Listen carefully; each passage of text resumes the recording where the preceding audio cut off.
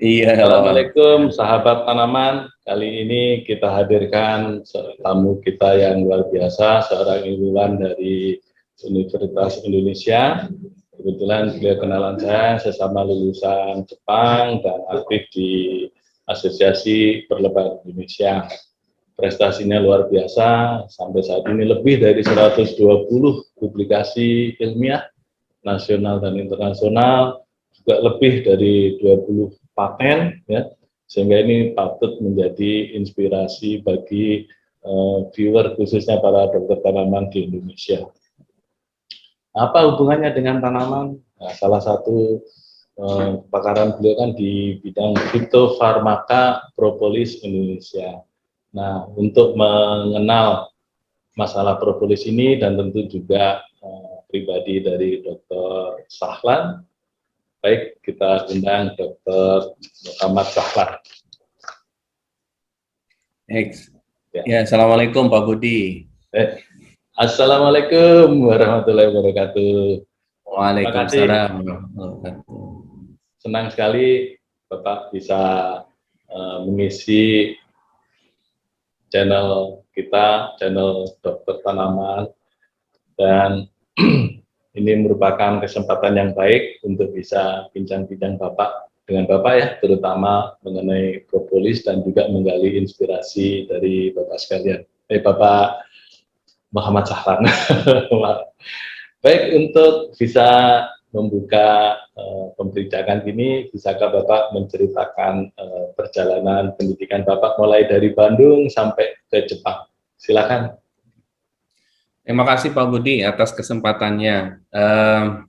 Mungkin saya perkenalan ya dulu. Saya asli Tasikmalaya, ya Tasikmalaya. Saya dari mulai SD, kemudian saya SMP pada saat itu di Madrasah Sanawiyah, kemudian SMA saya di Tasikmalaya dan meneruskan jenjang S1 di program studi kimia Institut Teknologi Bandung. Itu dari 1998 sampai 2003. Jadi karena kebetulan 2002 sampai 2003 ini saya mendapatkan kesempatan untuk pertukaran mahasiswa ke Jepang. Jadi lulus saya S1-nya 5 tahun malahan. Jadi 1 tahunnya dipakai untuk jalan-jalan ke Jepang. Kemudian setelah itu karena saya memang sudah tertarik untuk meneruskan sekolah, jadi meneruskan mencari beasiswa dan sekolah di Jepang pada saat pertukaran mahasiswa, dan alhamdulillah pada saat itu ketemu salah satu profesor di Tokyo University of Agriculture and Technology di Jepang, di Tokyo ya.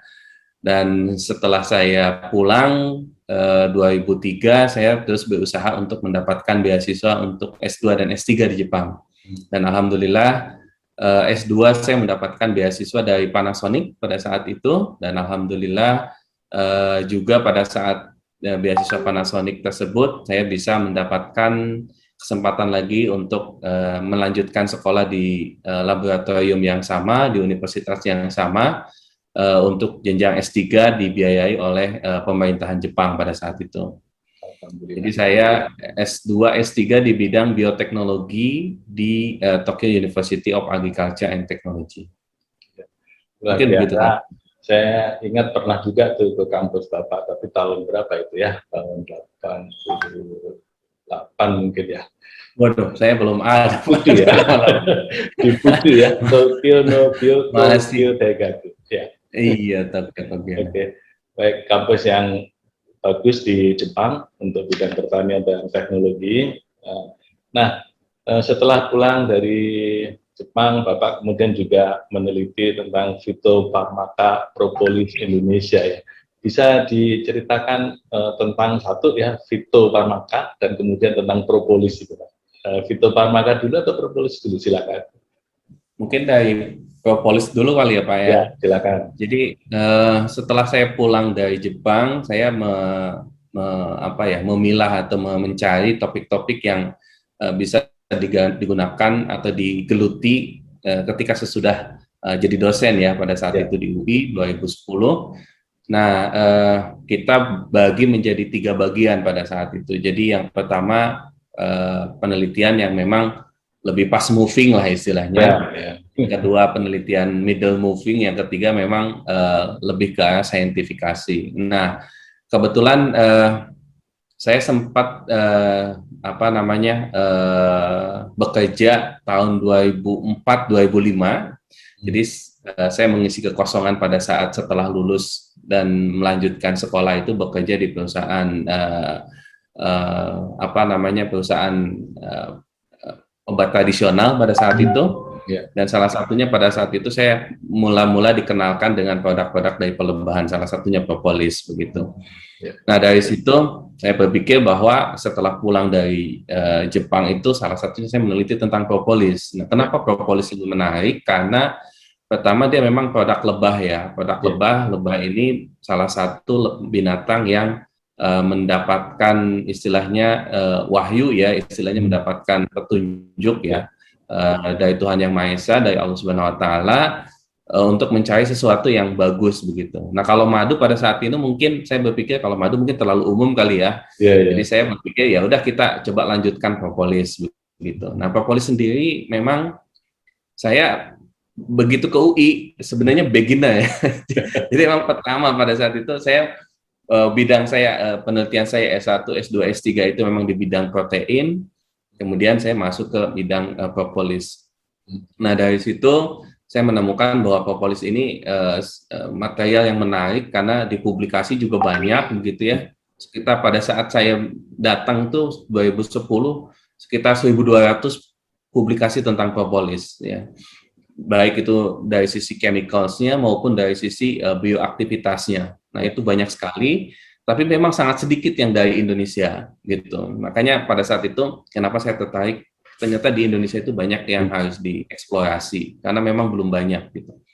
Nah, kemudian saya mengenal bahwa ternyata propolis memang ini ya sama dengan madu dan produk lainnya awalnya dari tanaman. Ya, jadi kalau kita belajar filosofinya propolis dari lebah, propolis itu kan asal katanya dari pro dan polis. Pro itu benteng, polis itu kota gitu. Jadi bentengnya suatu kota atau bentengnya lebah, koloninya lebah gitu, itu adalah propolis gitu. Ya. Nah, itu asalnya dari tanaman. Nah, kemudian dari situ saya mencoba menggali lagi ternyata tanamannya dari mana gitu.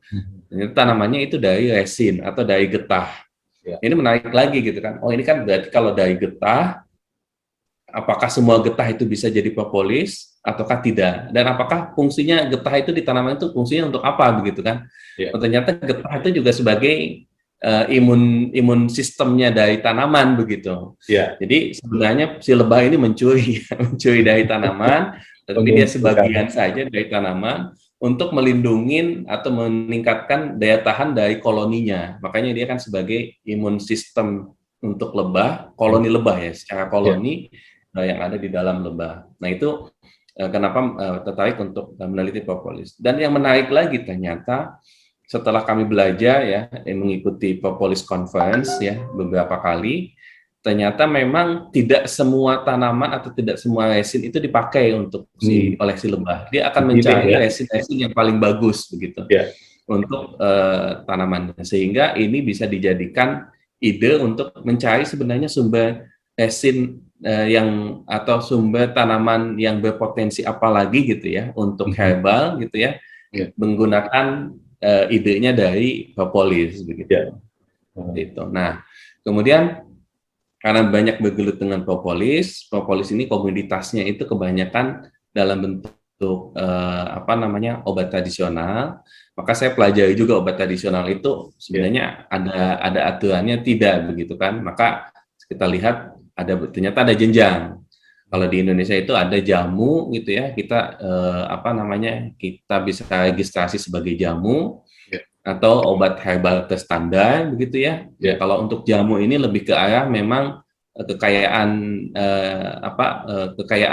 lokal ya, kekayaan intelektual lokal itu ya yang sudah turun temurun, maka biasanya disebutnya jamu. Biasanya tidak ada evidence saintifikasi, itu tidak perlu karena memang sudah banyak digunakan oleh masyarakat.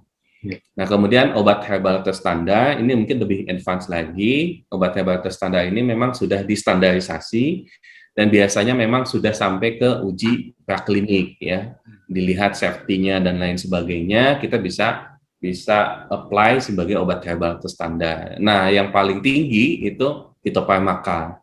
Nah, Phytopharmaka ini memang obat herbal terstandar yang obat tradisional yang paling tinggi grade-nya lah istilahnya, karena memang sudah masuk ke uji klinik gitu. Sehingga ya seperti itu. Jadi itulah kenapa kita lebih ke arah tujuan akhirnya biasanya Phytopharmaka begitu. Ya, luar biasa. Ini memang menjadi kekayaan Indonesia yang luar biasa yang perlu digali ya, karena begitu beragam sumber resin atau sumber getah yang bisa dimanfaatkan oleh lebah. Dan dari banyak paten Bapak kan salah satunya mengenai mikroenkapsulasi propolis lah ya. Selain juga dari minyak garu, juga eugenol, dari minyak eukaliptus ya. Nah, bahkan juga untuk campuran sabun cair, sabun transparan, terus kemudian permen, bahkan juga untuk obat kuliner ini produk paten yang luar biasa. Nah, bisa diceritakan Pak, apa tips dan trik Bapak ya supaya dapat paten yang begitu banyak, produktif sekali? Ya, jadi mungkin saya coba ceritakan ya. Jadi kalau saya sekarang mengajar di Fakultas Teknik ya Pak ya. Di Fakultas Teknik ini ada dua hal yang dipelajari. Pertama adalah proses ya. Jadi pengetahuan tentang proses. Jadi dari mulai ekstraksi gitu ya, kemudian pemisahan, isolasi, kemudian pemurnian dan lain sebagainya. Itu ilmu-ilmu tentang proses. Yang kedua adalah ilmu tentang product development. Jadi biasanya di teknik itu dua hal, proses dan product development. Nah, oleh sebab itu dari komoditas yang sekarang kami teliti, kebetulan kebanyakan memang produk perlebahan, kita lihat dari sisi proses dan dari sisi produk. Untuk dari sisi proses, kita mulai dengan paten bagaimana mengekstraksi atau mengisolasi zat-zat aktif dari propolis begitu. Jadi kami cari paten yang terbaru tentang propolis ya, kita pelajari. Setelah kita pelajari, kita melihat bahwa ternyata ada satu poin yang penting dalam ekstraksi propolis adalah penghilangan lilin seperti itu. Karena biasanya di dalam resin ya, yang menjadi bahan baku bahan baku propolis tersebut masih ada banyak kandungan lilinnya, sehingga biasanya poin utamanya bagaimana menghilangkan atau mengisolasi zat aktif, memisahkan dengan lilinnya. Nah, itu dulu yang kami lakukan dari situ. Kemudian kami cari juga sebenarnya ada advance apa lagi nih dari proses ini. Ternyata memang propolis ini relatif susah larut di dalam air ya. Kemudian kami coba melihat teknologi apa saja yang bisa diimplementasikan dengan zat-zat aktif yang memang sulit larut di dalam air. Nah, pada saat itu sebenarnya ini masuk ke topik yang kedua dari penelitian saya setelah propolis, tapi kami gabungkan menjadi satu, yaitu tentang protein. Jadi di awal itu kami itu dengan protein. Kami tertarik dengan protein dari susu pada saat itu. Nah, dari susu itu ada namanya kasein. Ternyata kasein ini fungsinya sebagai enkapsulasi. Bagaimana dia memadatkan, istilahnya mengantongin zat aktif dari induk itu di dalam satu susu, di mana susu tersebut itu memang sangat kaya akan gizi.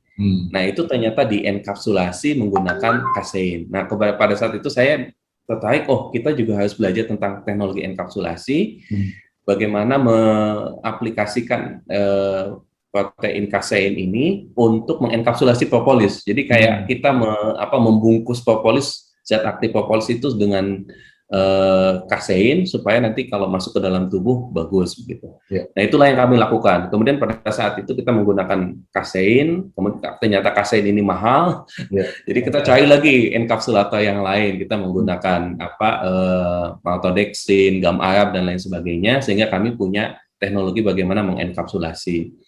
Nah, selain dari proses-proses yang tadi, kami juga masuk ke dalam product development, karena mungkin propolis ini ternyata bagus untuk kesehatan mulut dan gigi. Maka kami buat dalam bentuk obat kumur, kami buat dalam bentuk apa namanya CPP, ACP propolis misalkan ya, varnish namanya. Jadi kayak coating gigi gitu ya, coating gigi, tapi kita tambahkan propolis di situ seperti itu. Ya, kemudian kami buat pasta gigi juga gitu ya, yang terkait dengan kesehatan gigi. Kemudian kami juga pada saat itu sebenarnya kecelakaan ya Mas. Pada saat itu kakak saya lagi sekolah, kemudian mencari topik, tapi kebetulan kakak saya di bidangnya di kebidanan pada saat itu. Saya bilang ini aplikasinya dari propolis untuk kebidanan apa begitu ya. Kemudian saya pikir, wah ini kayaknya kita buat sabun untuk feminim hygiene gitu ya pada saat itu. Kemudian saya buat produknya, kakak saya yang mengujikannya, uji kliniknya pada saat itu. Dan akhirnya hasilnya bagus. Kemudian saya konsultasi dengan dokter di Fakultas Kedokteran UI. Pak Salan katanya mungkin lebih bagus dalam bentuk ovula gitu ya, atau suppositoria. Jadi kita bentuknya kayak semacam mungkin buat ini ya, susah BAB kan, ada obat tuh yang dimasukkan. Nah ini untuk keputihan juga sama ya, untuk feminim hygiene juga, wah bagaimana kalau bentuknya ovula. Akhirnya kita buat gitu ya.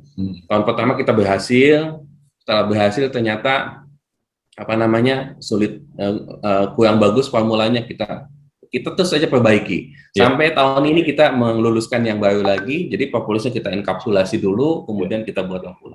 Jadi mungkin hal-hal yang seperti itu kenapa kami bisa menjadi banyak paten ya. Jadi kita bilang begitu mahasiswa itu lulus, saya minta untuk hold dulu, jangan dulu dipublikasi, kita patenkan dulu, kemudian setelah dipatenkan kita publikasi. Jadi tahun ini aja mungkin saya lagi membuat draft paten sekitar 10-an lagi nih yang tahun ini gitu. Jadi ya itu karena setiap mahasiswa pasti menemukan sesuatu yang baru ya Pak ya. Luar biasa. Sehingga kita patenkan lagi seperti itu. Jadi cocok betul, makanya Bapak juga sebagai anggota Komisi Banding Paten ya Pak di Kementerian Hukum dan HAM. Ya, betul Pak. Dan kalau kita kaitkan dengan kondisi sekarang di mana COVID-19 ini merajalela, saya dengar Bapak juga kan mengujikan propolis ini bagaimana bisa mengatasi atau mencegah COVID ini Pak. Sejauh mana kemajuan penelitiannya sekarang Pak terkait dengan penanggulangan COVID ini? Jadi yang terkait dengan COVID ini ceritanya menarik Pak Budi ini. Ini menarik terus. Jadi awal tahun 2020 ya, sebenarnya akhir tahun 2019 itu tahun 2019 sebenarnya sih, 2019 itu saya mulai bekerja sama dengan rekan saya, dosen di kimia ITB pada saat itu, yang bekerja dengan modeling Pak, in silico untuk membuat drug kandidat lah. Jadi mencari zat-zat aktif apa yang memang nanti bisa dijadikan kandidat untuk obat tertentu dengan penelitian in silico atau penelitian modeling menggunakan komputer. Nah, kemudian pada saat itu pas kejadian di Wuhan ramai di televisi, saya sudah mulai, ini kayaknya kita harus coba neliti zat aktif dalam propolis itu untuk COVID nih, seperti itu. Nah, kebetulan pada saat itu memang belum masuk ke Indonesia. Nah, kemudian muncullah beberapa publikasi tentang struktur protein yang bisa dijadikan target untuk pengobatan COVID. Banyak dari main protease, kemudian ada spike protein dan lain sebagainya, itu bermunculan publikasi. Nah, kebetulan kita punya mahasiswa nih yang sudah lulus, dia sudah ahli di modeling, kemudian mau sekolah ke Jepang. Jadi saya bilang, nih ayo kita neliti ini begitu. Jadi begitu virus ini sebelum masuk ke Indonesia, kita sudah meneliti, kemudian hasilnya bagus pada saat itu karena kami sudah punya senyawa-senyawanya. Nah, pada saat itu kita karena kami sudah punya riset pendahuluan, nah kami mengajukan ada peluang untuk pendanaan dari Kemenristek BIN pada saat itu. Nah, kami mengajukan ke sana untuk pengujian klinik. Nah, kebetulan kami sudah punya partner dari perusahaan, mereka bisa buatkan produknya. Jadi kita sudah punya produknya. Kemudian kami ujikan klinik. Jadi kita sudah mulai uji klinik dari tahun lalu, ya. Memang di apa namanya banyak ini ya lika-likunya ya. Dari mulai kita dapatkan apa izin etik dan lain sebagainya, sehingga kami baru tahun 2020 baru kita masuk ke rumah sakit pada saat itu. Masuk ke rumah sakit, kami diberikan izin untuk uji klinik dengan pasien yang gejala ringan dan gejala sedang pada saat itu. Dan tidak boleh eksklusif, Pak. Jadi tidak boleh eksklusif, kami ini hanya sebagai pendamping. Jadi obat-obatnya ada, tapi kita ditambahkan punya kita gitu, ditambahkan punya kita dan placebo. Nah, hasilnya sebenarnya menjanjikan karena pada saat itu semua pasien sembuh gitu ya. Cuman sayangnya yang dikasih, yang diberikan propolis, yang dikasihkan placebo sembuh semuanya. Jadi kita bingung gitu ya, apa ini pengaruh propolis atau tidak. Kemudian kita lihat dari pengujian darah dan lain sebagainya juga hasilnya nggak ada masalah gitu. Artinya ya obat lain, ya propolis itu nggak punya efek samping yang berat lah, yang efek samping terhadap tubuh gitu ya, tubuh manusia. Kemudian, nah saat ini kami sedang mencoba eksklusif gitu ya, tapi eksklusif kan nggak akan diizinkan, Pak. Ya, nggak akan diizinkan untuk uji klinik secara eksklusif, itu agak sulit untuk mendapatkan izin karena harus ada beberapa tahap uji sebelumnya yang sulit. Seperti contohnya kita harus menguji kepada hewan coba dulu. Nah, hingga saat ini kan hewan cobanya belum ada, model untuk COVID itu belum ada, jadi kita bingung gitu. Mungkin kekelelahan. Nah, betul. Akhirnya kami diizinkan untuk pengujian yang isolasi mandiri yang tidak bergejala gitu. Karena mereka memang pada intinya kan memang tidak diberi obat gitu ya, tidak diberi obat, sembuh dengan sendirinya. Kami melihat kecepatan kesembuhannya aja. Jadi kita lihat kecepatannya sembuhnya itu seperti apa. Nah, kami sekarang sedang mencoba hal itu. Udah ada beberapa pasien. Alhamdulillah sih beberapa ini lihat progresnya lebih bagus. Jadi kita melihat bahwa ternyata menggunakan propolis ini tingkat kesembuhannya lebih cepat, ya, lebih cepat daripada yang menggunakan placebo gitu. Ya, memang mungkin nanti kita lihat ininya hasilnya, Pak. Karena ini kita baru mulai lagi di rumah sakit di rumah sakit isolasi mandiri ya. Saya yakin nanti hasilnya bagus karena sudah dijamin sama Yang Maha Kuasa, Yang Maha Pencipta. Amin. Nah, kita kan hanya mensaintifikasi ya apa yang difirmankan oleh Yang Maha Kuasa. Dan itu keyakinan. Betul. Ya, baik. Tadi Bapak cerita tentang partner, tentang kerjasama, dan memang saya lihat salah satu keunggulan Pak Sahlan ini kan dari networking yang luas ya Pak ya, dan itu sifat dari seorang peneliti yang sangat bagus, bisa melakukan kerjasama antar disiplin atau interdisiplin, ada yang disebut multidisiplin atau transdisiplin, dan itu akan memperkuat kita sinergi antar berbagai bidang untuk menghasilkan sesuatu. Dengan tak heran kalau publikasi Bapak bisa sampai 120 lebih karena banyak juga kerjasamanya ya. Nah, bisa dijelaskan lebih lanjut Pak, ini sebagai contoh buat teman-teman, para akademisi di Indonesia juga, bagaimana kita menjalin kolaborasi bersinergi dengan bidang yang lain, tidak hanya dengan peneliti pada bidang yang sama, tapi juga peneliti bidang lain. Jadi transdisiplin itu. Silakan. Iya, baik. Terima kasih Pak Budi. Jadi untuk yang saya tidak tahu ya, mungkin dari mulai mahasiswa saya itu mendeklarasikan sebagai connecting people ya. Jadi dengan mengkonekkan dengan beberapa orang, sehingga saya lagi berpikir bahwa kita kalau penelitian nggak bisa sendiri karena apapun kita pasti banyak keterbatasan. Bahkan di laboratorium sendiri saya diajarin sama pembimbing saya waktu S1, kamu lebih hebat daripada saya, kata pembimbing saya. Karena kamu yang melaksanakan, saya hanya konsep saja, katanya seperti itu pada saat itu.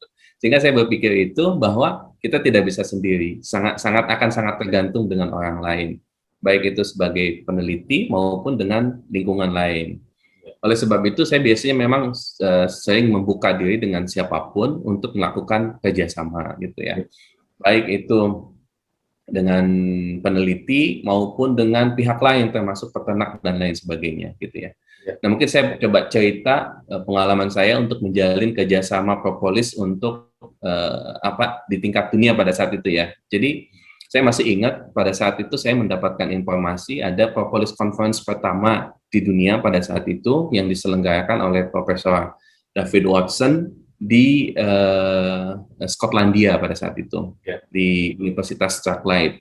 Saya pada saat itu misinya cuma satu, saya ingin memperkenalkan propolis Indonesia dan ingin menjalin kerjasama dengan peneliti-peneliti lain. Karena bagaimanapun juga kita tidak bisa memperkenalkan propolis Indonesia hanya oleh kita. Jadi pasti oleh orang, jadi kita minjem tangan orang lain lah untuk memperkenalkan propolis Indonesia. Nah pada saat itu misi saya seperti itu. Dan alhamdulillah mahasiswa saya pada saat itu sudah lulus S1, kemudian dapat beasiswa dari presiden ya pada saat itu. Jadi dari LPDP, tapi beasiswanya beasiswa presiden LPDP, mendapatkan beasiswa di Cambridge University. Nah kebetulan dia tertarik dan pembimbingnya juga mau gitu. Nah, akhirnya sekalian ya sudah kita kerjasama dengan Cambridge, kerjasama dengan Strathclyde. Saya sebelum ke Skotlandia, saya ke Cambridge dulu pada saat itu, ketemu dengan pembimbingnya gitu ya, tentang berdiskusi tentang penelitiannya. Nah, alhamdulillah si pembimbing ini juga kenal dengan yang orang Skotlandia. Jadi ya sudah kita kerjasama 3 party pada saat itu. Nah, saya waktu konferensi itu saya tidak mengenalkan hasil penelitian kita, tapi saya melihat ini kita punya potensi di Indonesia, punya potensi propolis yang cukup besar. Yuk kita saya membuka kerjasama begitu. Dan pada saat itu saya ketemu dengan salah satu profesor dari Jepang, namanya Profesor Kumazawa. Nah, lagi ngobrol-ngobrol di session poster, kemudian Pak Kumazawa sangat tertarik ternyata. Nah, setelah saya lihat ternyata ketertarikannya sangat serius, sehingga setelah kita ketemu di bulan Mei Juni ya kalau tidak salah, Mei Juni di Skotlandia, bulan Agustus Profesor Kumazawa datang ke Indonesia dengan biaya sendiri untuk melakukan kerjasama dengan kita. Dan alhamdulillah sampai sekarang kita dapat funding baik itu dari Indonesia maupun dari pemerintahan Jepang. Jadi kita sudah publikasi beberapa dengan mereka dan juga dengan Cambridge dan Skotlandia itu kita punya 2 publikasi. Dan alhamdulillah dengan semenjak itu kami dikenal ya. Jadi propolis Indonesia dikenal di propolis dunia ya gitu. Sehingga kami pada saat itu juga diundang di China untuk presentasi tentang propolis Indonesia. Nah, itu untuk internasional ya. Tapi untuk yang nasional juga kami sama. Jadi kami bekerja sama dengan beberapa fakultas ya. Kita bekerja sama dengan fakultas ekonomi karena biasanya kalau kita mau menghilirisasi hasil-hasil penelitian kita ditanya bisnis visibility-nya dan lain sebagainya, maka saya minta tolong untuk bisa kerjasama dengan rekan-rekan di Fakultas Ekonomi dan Bisnis di Universitas Indonesia. Alhamdulillah ada yang tertarik dan hingga saat ini kita kerjasama. Kemudian dengan kedokteran juga sama, ya seperti tadi saya sempat ikut workshop, kemudian saya presentasi, dari kedokteran presentasi, akhirnya kita ada matching, dan kita kerjasama. Dan kita kadang-kadang seperti itu. Biasanya kalau memang ini lebih condong ke kedokteran, ya silakan orang kedokteran yang apply hibahnya gitu sebagai PIC-nya. Nanti kalau bagian teknik ya saya sebagai PIC. Kadang-kadang seperti itu. Ya. Itu begitu. Patut dicontoh oleh para akademisi Indonesia. Dengan cara begitu kita bisa lebih produktif. Makanya tidak heran Dr. Sahlan ini dalam 3 tahun terakhir lebih dari 88 publikasi. Luar biasa. Dan mengingat waktu yang sangat terbatas, kita nanti akan bikin episode kedua ya Pak Sahlan ya. Ini terakhir kan kita komunikasi dengan ide dari Dr. Sahlan juga untuk mengangkat harkat madu dari HTI Acacia crassicarpa yang produksinya sedang meningkat gitu ya. Mudah-mudahan ke depan kita bisa wujudkan cita-cita untuk mengangkat harkat madu Acacia crassicarpa ini. Nah, sebagai pesan terakhir kepada viewer kita, khususnya tentang propolis dan apapun yang ingin Bapak sampaikan, dipersilakan Pak. Baik, terima kasih. Jadi mungkin terkait dengan propolis kali ya Pak ya. Ya, Mungkin kalau kita lihat ya, memang di masyarakat propolis sudah dikenal lah saat ini ya. Cuman mungkin perlu hati-hati juga untuk masyarakat bahwa karena biasanya kalau obat herbal itu menjadi obat segala macam ya, kayak obat dewa ya, semua penyakit pakai propolis gitu kan. ya. Nah, saya mungkin pesan saya bahwa segala sesuatu itu kita harus melihat evidence-nya gitu ya. Dan tidak semua hal yang berlebihan itu bagus begitu ya. Karena kami lihat juga bahwa ternyata meskipun propolis itu banyak manfaatnya, tetapi dia juga memang ada batas maksimal, ada derajat toksisitasnya, sehingga kita perlu melihat, perlu belajar begitu ya. Tidak semua penyakit bisa dengan propolis begitu ya. Meskipun propolis ini banyak publikasinya, tetapi juga kita harus hati-hati seperti itu bahwa dan propolis ini kan sangat tergantung dari jenis tanaman yang dimakan ya. Ya, dan itu jadi tidak bisa kita samakan antara propolis dari Australia, New Zealand, gitu, Brazil gitu ya, yang memiliki sumber tanaman yang berbeda dengan yang propolis yang ada di kita begitu. Dan yang terakhir, mungkin pesan saya, mari kita bangga dengan produk asli Indonesia ya, sehingga kita pun kalau bisa nanti propolis, kita bangga dengan propolis dari Indonesia begitu. Terima kasih Pak Budi. Wah, ini luar biasa, kita bisa tahu hubungan antara propolis dengan tanaman, karena ini channelnya channel dokter tanaman. Jadi kita selain membuat manusia Indonesia sehat, tentu kita harus jaga tanaman yang ada di Indonesia dan di bumi ini juga sehat. Ya, karena itu Dr. Sahlan, mohon bisa nanti kita sama-sama menyampaikan tagar dari channel kita ini, gini, tanaman sehat, Indonesia kuat. Ya, tanaman sehat, Indonesia kuat. Terima kasih. Assalamualaikum warahmatullahi wabarakatuh. Waalaikumsalam warahmatullahi wabarakatuh.